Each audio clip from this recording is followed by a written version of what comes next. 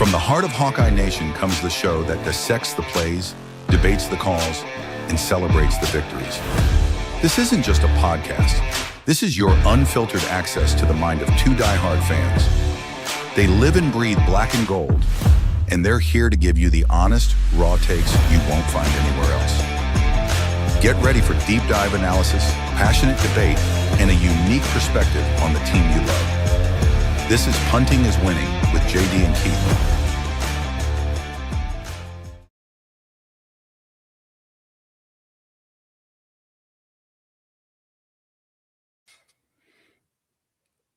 Welcome back, Hawkeye sports fans, to another episode of Punting is Winning, your all-Iowa podcast. We are your hosts, Keith and JD.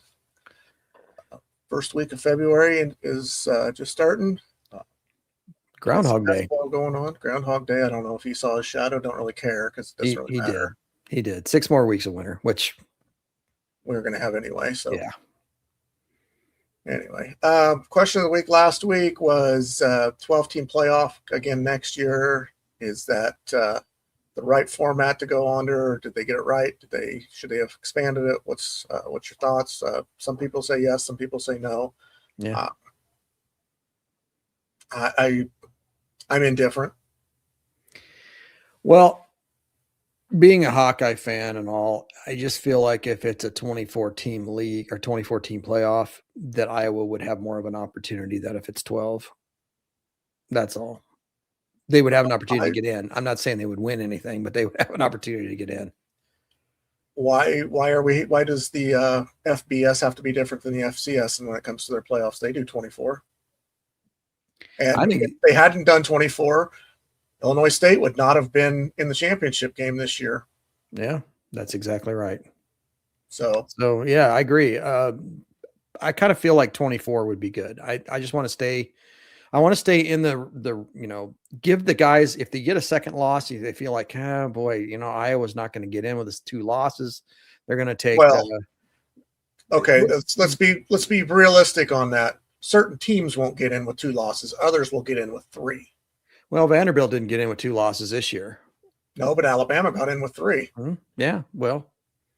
So that it's just is the matter what's written across the front of your jersey that matters the most. 100%. If you think I was going to get in with a 10-2 against somebody else that's 10-2, I'm sorry. Whoever that other team is, not going to get in at 10-2.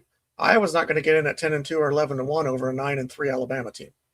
That's just the way it seems. Yeah. Well, it's perception, and that's what it's legendary status. They've been play good such for a tougher schedule, Oh, yeah, right. They don't.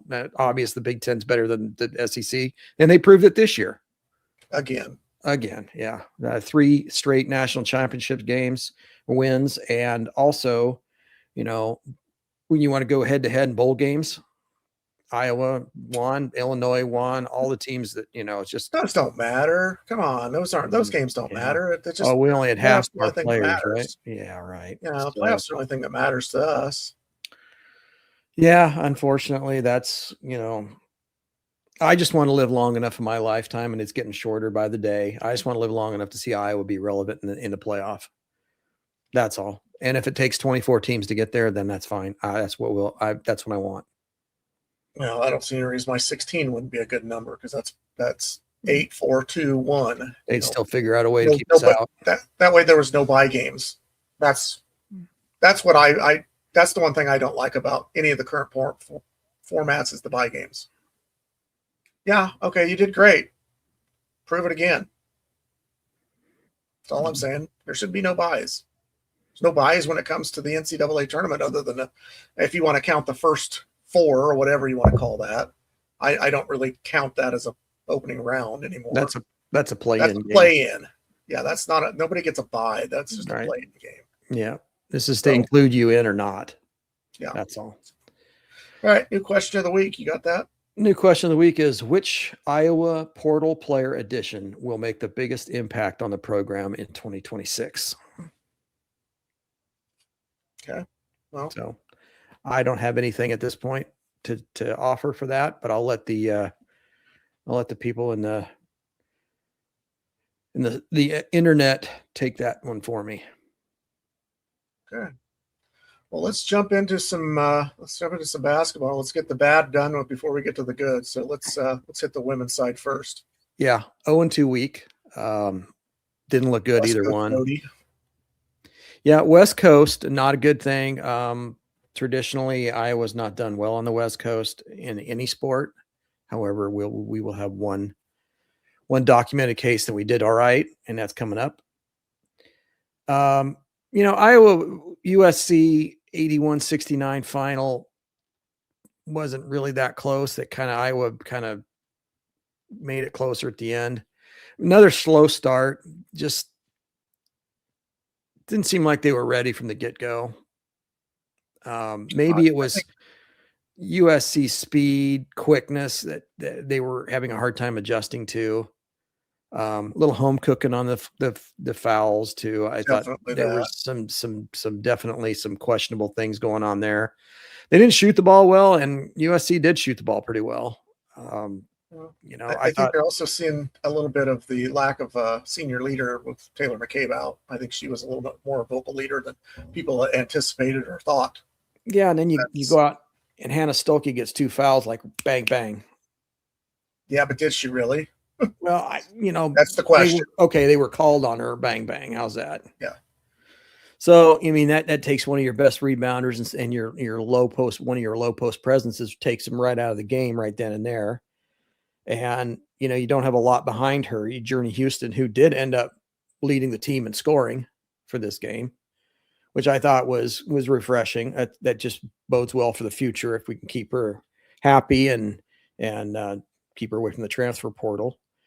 I just thought, it was just one of the deals that just felt like you were just beating your head against the wall. You just, every time you got a little bit closer, and you thought, okay, we just need to go on a little run here and we may be able to get back to it, get it within striking distance. And it just never seemed to happen. It just always seemed like they just would pull away.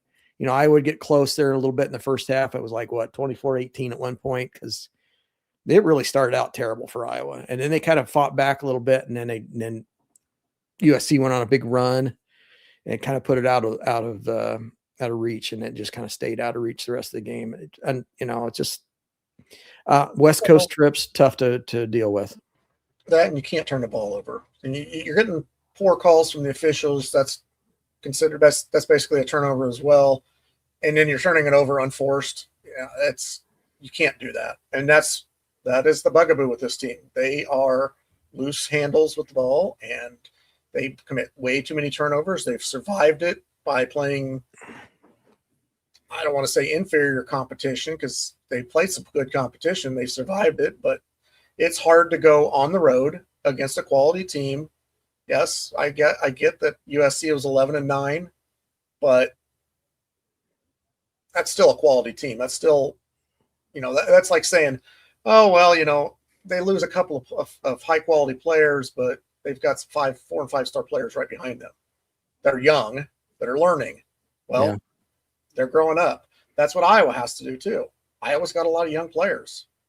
This was the kind of game that USC really gained a lot of confidence. Did you see what they did in their next game? They just completely obliterated Rutgers. Or Rutgers is not good. No, I get that. But I mean, it was like 70-something to 30-something. That's how bad that was. It was just, it's one of those things that you hate to have them gain their confidence and get their swagger back by beating Iowa like they did. And you think, well, maybe this will wake Iowa up a little bit and realize that, they're not infallible. They can be beaten. And then they just completely didn't. They weren't really in the game, to be honest. They weren't really in the game the whole time. Hold on a second. I got an issue with the cameras. Keep talking. So, then you basically have 2 or 3 days, and then you got to turn right around and play UCLA. Number 2 in the nation, long winning streak, 1 loss on the season. One of the best players in the country, and Lauren Betts at 6'7". And Kiki Rice is just as good. She's a fantastic little player too. Again, home court advantage with the referee, and there's video out there. You've all seen it if you've been looking. The 7-step kick the out. 7-step non-travel. those are the kind of things that number 2 seems to always get those calls, and anybody else just gets, whistled for them. So it's one of those deals. I'm not going to say that refereeing cost Iowa this game. I just think they were overmatched to begin with. I looked at this game on the schedule and I thought, well, especially after, we've gotten a few games in, I saw what UCLA could do. They were a really good team. We knew they were going to be a decent team coming into the season. They're probably exceeding expectations. I just knew this was going to be an uphill battle the whole time. So, to say that you're going to go out and lose the game. Yeah. You want to keep it close. You want to have a good showing and dignity and have, just go out and play your best and just let the chips fall where they may. And I don't think Iowa played their best in either of these 2 games. I thought they were overmatched both games. I thought they were outquicked. They didn't shoot the ball well the whole time. Are they missing Taylor McCabe? Probably. Yeah. That's a scoring threat. And she's also got she played good defense. And now you're relying on younger players. Addie Deal was forced to start a couple games there, and it might be a little too much of a limelight for her. I'm not sure she's ready for that yet. I think she's probably right now as a freshman better to come off the bench than start. So I would just personally, I'd roll with Stremlo in place of Addie Deal at this point. Well, I think, and again, Iowa wasn't going to win that game. The odds were against them anyway. But the Brentwood shuffle there at the end of the first half, I think, was really deflating. Yeah, hitting that 3 as hitting a 3 off of what clearly should have been a turnover. Yeah, instead of being down 8, you're down 11. You've fought your way back to being down 8 at that point. You kind of still feel like, yeah, okay, we're still kind of in this. I mean, I'm not saying Iowa was going to win it, but the odds of them being able to keep it closer probably were higher at that point. I just think that was just such a deflating thing to happen. And then you go back and watch it and realize it was something that should never have happened. Yeah. So yeah, even as a fan, that's deflating. I mean, that takes the wind right out of my sails. Yeah. At that point. you work so hard against a quality team to get within striking distance, and something like that happens. And you just feel like, well, what's the use at this point? They're just going to take it away from us. Even if we do get close, they're just going to figure out a way to pull the rug out from underneath of us anyway. So, and they didn't play the greatest. So, I mean, no, that was not their best showing for sure. Either one. And I know they know that. I saw a lot of people saying, well, because UCLA got a ton of points in the paint, and people are like, why didn't you double? Well, they're also a 40% shooting 3-point team. Who are you going to double off of and allow to be open from 3? Would you rather give up 2 or 3? I'd rather give up 2 than the 3. I mean, yeah, people will probably say, well, there's the higher percentage chance that they're going to miss the 3 than they would the 2. Well, I'm not going to take that. When you're giving them practice 3-pointers, I guarantee you they're a lot higher than 40% in a practice shot 3-pointer. Yeah. I mean, well, there's a reason why they're number 2 in the nation too. Yeah. So, yeah, move on. Okay, so flush those 2, get off the West Coast, and the good part of it is they only dropped 2 spots. Oh, I didn't even see. I haven't even. Yeah, they're 10th. They're 10th. Okay, well, I guess the pollsters understand that going to the West Coast and playing 2 really good teams and losing on their courts really isn't that big of a deal. If you look at the rest of their schedule, I think there's only one team left on the rest of the schedule that you look at and say, yeah, that's a very tough game, but the rest of them are winnable. I'd say Michigan's the last one left that's really tough on their schedule, and the rest of them are very winnable. I think that at Nebraska might be a little tougher than what you think it was going to be. Yeah, they play pretty good in Iowa City. I would say if you put a percentage on it, I'd say that's more of a 50-50 game as opposed to the Michigan game, which is more of a 40-60 game in my book. But the Michigan game is in Iowa City, so yes, you'll have that a little bit of an advantage at this point. Yeah. The thing of it is, you can't take any of these teams in the Big Ten lightly. No. You're up against this week you have a home game on Thursday night at 6:00 on BTN against Minnesota. Minnesota's not bad. They're not the team that Wisconsin's not a bad team this year. Wisconsin's not a bad team. So you have to really bring it. There's no easy games. I mean, Rutgers, okay, they're you could probably sleep through that one. Penn State. although Penn State gave us a better game than I thought they would. So going forward, I feel like, the most difficult part of their schedule is behind them. They do have two really kind of pivotal games coming up to determine seeding for the Big Ten tournament. Right now, Iowa's 18-4 overall and 9-2 in the conference, and sitting, I believe, in third place behind UCLA, Michigan, then Iowa, I believe.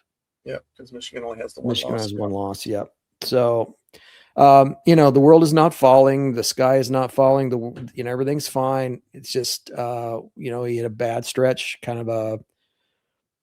everything kind of fell together at once, and it was all bad against Iowa. So, I mean, let's be honest, 18-4 is probably better than we anticipated. I believe that. I was actually going to say that 18-4 is above my expectation for the season. 9-0 to start the season in the Big Ten was above and beyond. I thought, there's a possibility they could have lost to Michigan State, Ohio State, or Maryland. I would have taken 6-3 in the first 9 games and said that's a success. 9-0, definitely. So. Yeah. So, well, they've got some kind of rebuilding to do with Taylor being out. They need to figure out. Yeah. They need to figure it out. Recalibrate how they're doing things and who's going to come in and whose responsibilities. And she's kind of you don't realize sometimes that you have a senior leader that goes out. She is a lot more of a contributor, not only on the court, but off the court than what you expect it to be from a fan standpoint. From a scheduling standpoint, it was just a really bad time for her to go out anyway. Yeah. Let's put this in perspective. Let's say she goes out, but you have your next 2 games at Rutgers and at Penn State. Okay. As opposed to at USC and at UCLA. Right. You have a chance to figure some things out while she's out, to figure out where that gap is of what you're missing, not having her anymore. And you can build around it. You can say, okay, I know how to move forward from this. Then I go and play maybe the USCs and the UCLAs. It's a lot more difficult when you've got to go play the upper echelon teams right after an injury like that. Do you feel like it would be to Iowa's advantage to run Strimlow out there as a starter rather than Andy Deal at this point? Yeah, because I think Andy Deal is kind of like it's kind of a little bit like Alvaro Fulgaris. A little bit better coming off the bench, has a little bit less nerves coming in after you see a little bit of the game and play out in front of you. I think that's part of the problem. She's just a freshman. Yeah. This is she's 3 starts in her career now. 2 starts. Is it 2? 2, I believe. The 2 starts she had in LA, in her backyard. So I'm sure she's feeling pressured anyway. Right. And that's gotta be tough. Yeah. So, well, I don't know. We'll see what Jan does against Minnesota at home. If she decides that, maybe at this point, Taylor might be more apt to take the pressure of starting as opposed to Addie Deal at this point. But I have no doubt in my mind that if Addie stays and in next year and the year after, she'll be a starter. She'll start probably next year. Yeah, she's still learning. She's still a freshman. She's going to make freshman mistakes. Absolutely. All of them do. There's only one Caitlin Clark. Let's put it that way. Yeah, we all know that. That's true. So we'll move on. Let's move on to the men. Speaking of, I was going to say, let's move on. Men had a 2-0 week. That first game, that thrilling USC game, it was one of those games where, and they won 73-72. Iowa did at home. You got down 12-1. You kind of like, oh my, this is the worst case scenario here at this point. You're down 12-1. You don't even look good. In fact, I think it was 8-1 before Iowa, or 8-0, maybe 8. Was it 8-0 before Iowa even made a shot or even put up a shot? It was, I think it was 12-3 before we made a shot. The first 3 points were made off of free throws. Yeah. In fact, the first 4 trips down, I don't even think we even took a shot. And the one that we did, I think we did take one shot, and it was an air ball. It was like 7.5 minutes into the game before we actually put one through the hoop that wasn't a free throw. It just a shake your head type of deal and yell at the TV, because you just feel like you can't get too far down, because then you're going to never get back. And then you turn around and you fight back and you fight back and you're right there. You're ahead 27-26, and then you give up the last second shot before the half and you go down 28-27. You come out in the second half, completely different team. You just wonder, who are these guys now? They get up on USC 48-32 about what, 6 minutes in to the second half. I don't know. It was 64-47 at one point. Yeah. I mean, so Iowa had a 17 or 18 point lead at one point. And the next thing you know, you turn around and this little guy, Cam, what was his name? Hold on here. Cam Woods. That dude just absolutely did his 23 straight for them. Michael Jordan impression and went 17 of the last. I think he scored all 17 of the last 17 points that USC scored. Well, I thought he had like 21 or like 21 straight for them. Maybe he did have 21. I know the last thing I heard was basically he was the one that kept him in the game. Yeah, he's the only one that kept him in the game. And you get him stopped. This game doesn't even close. And he's kid that came in from Robert Morris. He was a transfer in, and he had done nothing all year. He'd averaged like 3 points a game. And he goes off for 33 against Iowa. Yeah, they said he had 24 points the entire season. Yeah. And hadn't hit a 3-pointer all year until he had two right in a row there towards the end of the game to pull them right back in it. So it's got hot. It just goes to show you, and we've talked about this many, many times in private, but how it's weird that every team that comes in has some player that is having a terrible year, struggling, have a career. And he'll come in and just like that, 33 points and put the team on his back. And people, you just don't, when you go through your scouting report, you look at his name, you see 3 points a game. Yeah, that's nobody we have to worry about. He goes off for 33. But, Iowa did get the win. Inexplicably, the USC player fouled Bennett Sturtz with 4 seconds left. I thought was it 4 seconds? Yeah. Well, they had time to go down and to try a shot. So it was 4 seconds. Unexplicably, I don't know why he, with the lead, they fouled him, put him at the line. He drilled 2. Bennett Sturtz drilled 2. Put Iowa ahead 73-72, and they had 4 seconds to run it up the court and try a desperation 3-pointer and missed it. And Iowa escaped. He rimmed it. Iowa escaped 73-72. Or 72-71. 73-72. That's right.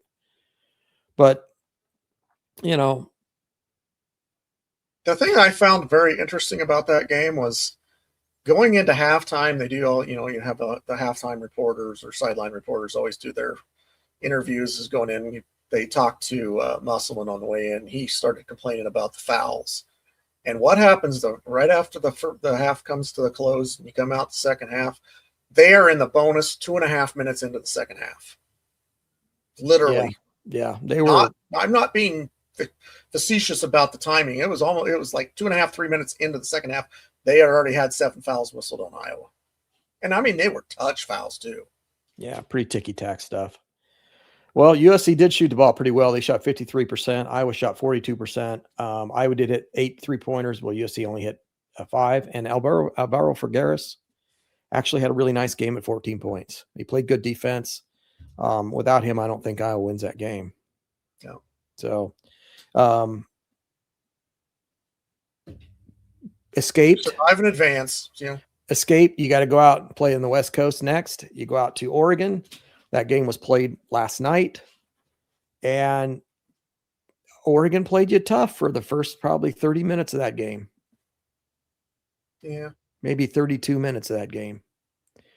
I think at the most, Iowa had like I think 11-point lead at any point up until like the end when they started scoring really easily. I think Oregon kind of quit towards the end when Iowa got up about 16. They just kind of went. I think Oregon cut it to a 5-point lead at one point. Iowa was up by, I think, 11, and I think they hit a couple of threes or something, cut it down to 5, and then I think just pretty much pulled away from that point. Yeah. Yeah, this was what we call this we had an Addy Deal game earlier in the year, and now we've got a Bennett Sturtz game. He had his career high last night, 32 points. And he also 12 dished out. 15 shooting. Yeah, just excellent shooting. 80%. I think he was 80-something% shooting. 12 of 15, 8, 4, 6 from 3, and 12 of 15 overall. Yeah. So, and he also had 7 assists to go along with those 32 points. And no turnovers. That's one of the good things about that game last night. If you watch that game, Iowa shot 59% from the field and hit 10 3-pointers. But here's the deal. They only had 4 turnovers for the entire game. That is beyond outstanding. That's fantastic. You keep that up, you won't lose turnovers. They had almost as many turnovers as we had steals. Because I think we ended up with actually I think we had more than 3 steals. Isaiah Howard had 3 steals alone by himself. Yeah. He had more steals than we had turnovers. He was kind of pivotal there in that little stretch in the second half where it kind of got a little bit closer when he really had some good defensive stands there where he took the ball away and had some very, very quick hands. So he was pivotal. Cale Combs was solid in his time. I think Banks, they said, is dealing with an injury. I want to say it was an ankle, but I don't. Maybe I'm wrong. I thought he got kneed in the quad or in the. Could be same thing. I guess it's the same type of injury he had last year at Drake. And then I don't know. I'm not down on the kid, but Tate Sage has kind of been invisible the last couple of games. Played fairly well on defensive side, but hasn't really done anything offensively. He hasn't been a focal point either, though. So I'm not. Well, no. And again, if just a freshman kid he knows his role and he's playing it. Fulgaris had a great game. Yeah, 15 points, shots. Yeah. That high post pick and roll. That thing was there all game long. Perfection. Oh my gosh. They ran that to perfection. But, going back to Tate Sage a little bit, that's the ups and downs you're going to see with freshmen. You're going to see good games. You're going to see games ready to disappear. That's just the way it is. I mean, Addie Deal, same thing. Highly touted freshman coming in, had a 20-point game, had an 18-point game. And then there's other games like the last 2 that she's had, 3 points total in the last 2 games? In fact, I think one of the games she had 0. Was it USC? He had 0? I don't remember. But let's do prop up Brendan Haasen. What a ridden the bench, been a from all accounts and purposes, sounds like been a heck of a teammate. Yeah, cheering his guys on, being a leader, and getting in there and just he was hitting Caitlin Clark threes. I was going to say I'd like to see the stats on the distance of shots that he makes versus the shots that other people make. Because, I mean, his are out there at 25, 26 feet. And other people. He hit that one in the corner that kind of rimmed around and went in. And I was like, he needed that one. Yes. And then it was just like he's like, okay, I got my confidence back. Yeah. I don't think he missed a 3-pointer after that. No, he didn't. In fact, I said the same thing to the wife. I said, this guy, when he missed that first shot, I said, I don't understand. This guy comes in, he's got all this accolade about being a really deep 3-point shooter, and everybody says how good he is. But I said, he hasn't really impressed me a whole lot. Then he goes out and he nails that corner shot, and then he doesn't miss after that. And I'm like, okay, I get it now. Yeah. And even outside of those 3-pointers, I think the defense that he played. Yeah. I mean, he was all over people. I think it was kind of one of those deals that early in the year, it was one of those things where he maybe didn't buy into the defensive thing, where he needed to play defense as hard as he could. And I think that Ben sat him down and says, if you have any chance of playing, you're going to have to play much better defense. And he bought into it, and he's worked himself into the lineup, and he's playing many more minutes, and he's playing a pretty good brand of defense. And I just love to see that.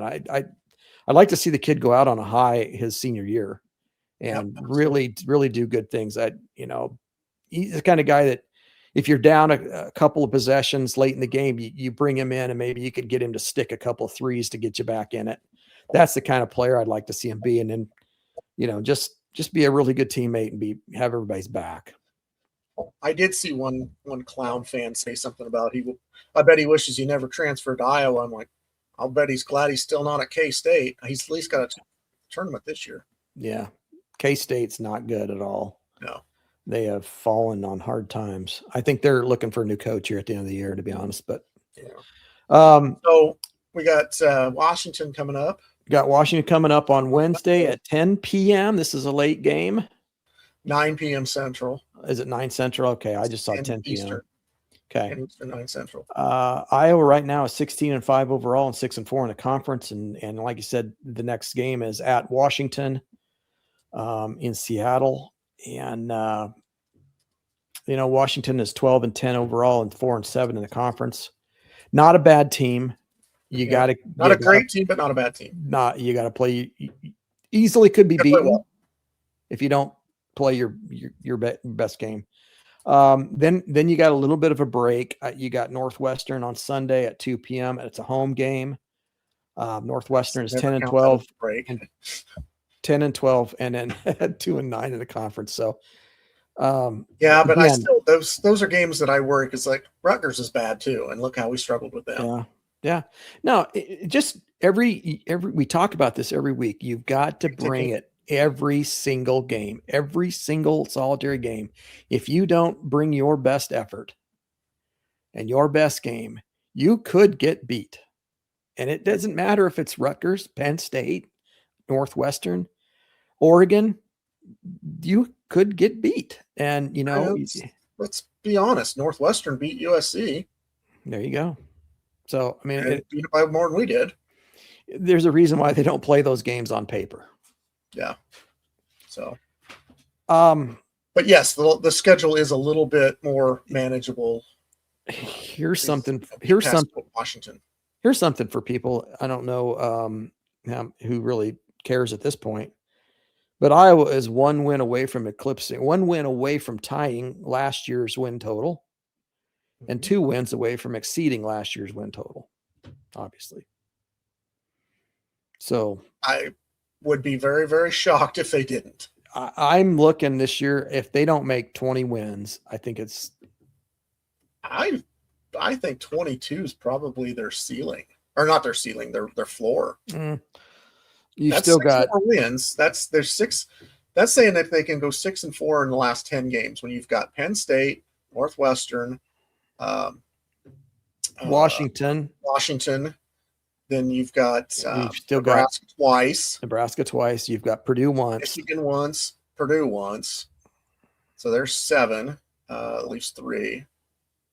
Maryland. Yeah, you can win Maryland game, even if it's at Maryland. They're not good at all. You've got Ohio State. Yes, that's a winnable game. And who's the last one I'm missing here? Wisconsin. And I think that's in Iowa City. That is in Iowa City. So I think that's better. I can see a 6-4 first half and a 6-4 second half being 12-8 and getting to 22 wins. I just don't think we match up really well with Wisconsin. From a matchup standpoint, I just don't think Wisconsin is. I think this is a different Wisconsin type of team. This is a less defensive oriented, more offensive oriented, and I think that's a team that can get turned over. I mean, USC beat them. USC beat them at the Kohl Center. Yeah. So there you go. Any given night, right? Yep. It just depends. Yeah, it just depends on the night. So, moving on from that, I know that I mentioned schedule in there. I know you wanted to talk a little bit about something on the schedule. Yeah. Side. Iowa's 2026 football schedule was released, and we can go through this really, really quick, really easy. I mean, it's, you open up on September 5th with Northern Illinois. I think at that point, you should probably take care of business at home for that one. You got Iowa State. Iowa State's completely decimated. All new players, all new coaches, all new everything coming in. First time probably on the road that year. They're coming to Iowa, hostile environment. I think you get that one. Northern Iowa, not going to take anything away from Northern Iowa. They've proven that they can play on Iowa's field with Iowa. They've done it before. I don't know if they're going to do it this year. Then you open up Big Ten play at Michigan. Then you got Ohio State the week after. That's a home game. You finally get to play Ohio State at home. Yeah. Then you travel to Seattle and play Washington. Not going to be easy. Going out west, it's never been Iowa's thing. It's always been a bugaboo for Iowa. So I don't know about that one. So in my opinion, at Michigan, Ohio State at home, and at Washington, you'd be really lucky to go 1-2 there. If you can go 2-1, you would be feeling great. Yeah. If you can catch Michigan on an off day and actually sneak past them, I don't see it happening, but it's a possibility. Right after Washington, you got a bye week on the 17th of October. So anybody that has plans to make in the fall, do it on the 17th. I get married, do it then. Do it on the 17th. Then you've got at Minnesota. So here's the situation. You've got 3 of your first 4 games on the road to start the Big Ten. That tracks. And at Minnesota is not that big a deal. I don't know that Minnesota's, Iowa's owned Minnesota for a long time. I don't think that's going to change. I think that's a win. You come home on the 31st on Halloween night, you play Wisconsin. That's a home game. Then you go to Northwestern. The new stadium should be ready by then. So 4 of the first 6 are on the road. So 4 of the first 6, yes. Then you got home with Purdue. That should be a win, even though Purdue's getting better. Then you're at Illinois. Not going to be easy. Bielema over there. He always seems like he plays Iowa tough. And then you finish the season on Black Friday at home with Nebraska. So I went through and I kind of W&L'd these myself. Best case scenario I think Iowa could do is 8-4. Worst case, and this is my opinion. You can all have your own opinions. Worst case scenario, I think 6-6. Got a lot of questions going into the season. I reserve my opinion until I see what the other teams have and what we've got. That's fine. I think we have some questions going into the season. Number one quarterback. We don't know who's going. We think Jeremy Hecklinski is going to probably be the one that comes out of that, but we don't know that. I don't think anybody knows that. Maybe Kirk already has his mind made up. Who knows? I think we need to figure out what's going on with the defensive backfield. We've got a lot of guys missing, some coming back, but that's going to be, in my opinion, that's going to be a work in progress. I hope it's not bad early and figures it out, but I hope it figures it out quicker. I think special teams is still kind of a question mark. Long snapper, kicker, punter. We don't know any of those. Those are variables. We have no idea. We assume these guys will be good or decent. And then I think offensive line depth might be an issue. If you lose a couple of those guys, like if Cade Pieper gets hurt or Mike Mislinski comes in and he gets hurt, who you got behind him? That to me is a little bit of a question mark. But again, I will know more come spring when we see him in spring practice. The one thing I want to know, and this, I'm not asking you to know the answer to this. You talk about going to Michigan and then going to Seattle to play Washington. Who's Washington's quarterback going to be? Did that kid transfer, or is he still on scholarship there? I don't know the answer to that at this point. I'd have to look that up and see if he is that going to be a distraction? Is Michigan having a new coach and potentially losing some players because of that? Is that going to be a problem? I worry about Ohio State because they lost some players, but they it's like plug and play with them. I'll lose a 5-star, I'll just plug a new 5-star in here. That's Iowa can beat that. They've done it before. I just don't know that this team is going to be able to do it. If this was more of the veteran team, if this was maybe last year's team having that schedule, I'd feel a lot better. But who knows? Yeah, every week's just kind of a roll of the dice. You just don't know what you're going to get.